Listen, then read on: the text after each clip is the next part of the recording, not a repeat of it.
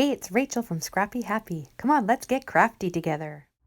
Welcome back. Happy Christmas in July. I am here to share this Traveler's Notebook December Daily Folio. Boy, that's a mouthful, isn't it? So, as I said at the beginning of Christmas in July, I was going to have to narrow down the projects I completed to be able to craft. So in the past, we've had embellishment week, tags, pretty packaging, mini folios, and I have decided to scale back just because life's so much busier than when we started this in Christmas in July in 2020, and thought I would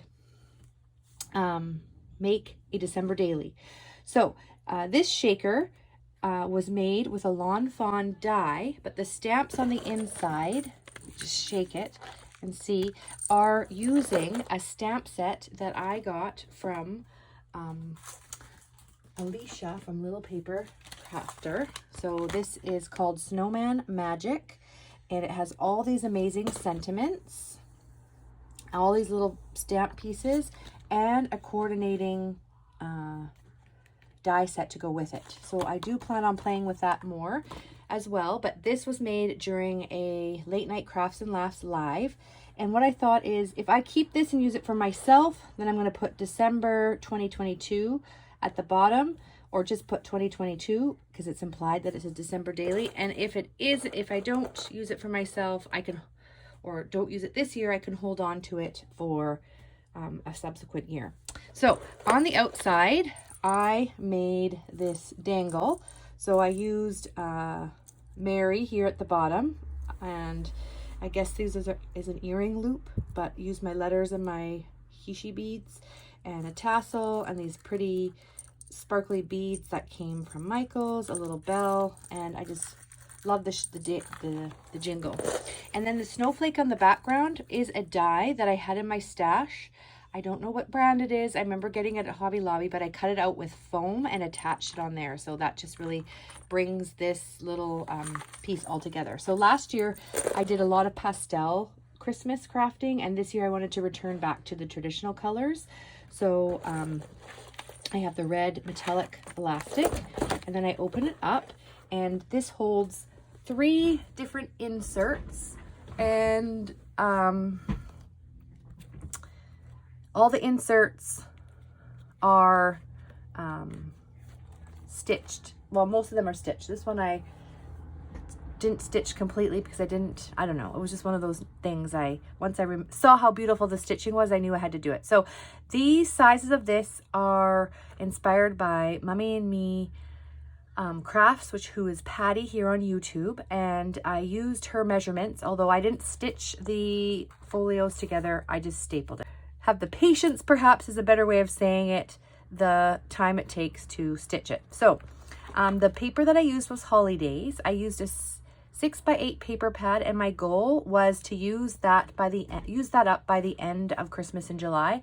I just have a few little scraps left, and so this first page, I used this greeting farm stamp. This is a wood tag that was in my Christmas stash, I think from Dollar Tree or Dollarama, and just made it into a nice embellishment. Then I have a pocket over here. I put some stickers and some pocket cards from that paper collection. That bear's just the cutest, and the Christmas tree. So I'll just tuck that back. I could also put pictures and more journaling, deck the halls, the ephemera, and then the Santa. I did some tearing. That really helped extend the paper. And then my other goal with Christmas in July was to use my red pom-pom trim that everybody was hauling at Christmas time last year. I never used, I picked up, so I put that along there. Then I have a little tag spot with 2 more cut aparts, so just tuck those in there, and then I could put a picture behind there. Now the paper is really pretty. You could put 4x6 pictures in here, but then if they're going to be super big, and then it's going to take away from the paper. So I'm thinking I'm going to use 2x3 pictures. So you could print 2 pictures on a 4x6 and have a nice December daily. So this was one of my favorite papers from the collection. So I made sure it went on a double spread, and I added some ephemera there. Then the letters to the Santa, and again, some more tearing.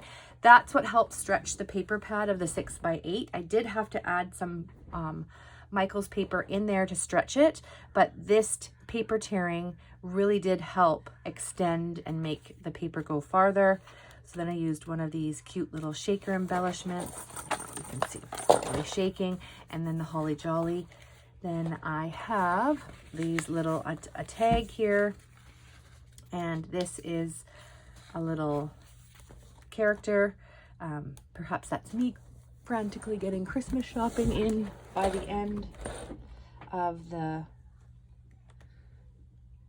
season. And then we just turn it over here, one more page here, and here is the little tag, snowflake. Oops, I'll fix that after.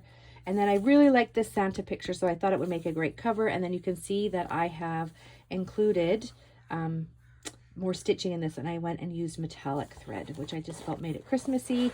And then I decorated it with this cute little image that I got from Jenny, which is Crafty Hilo Girl on Instagram and YouTube. And then I used another tag there and paper clipped.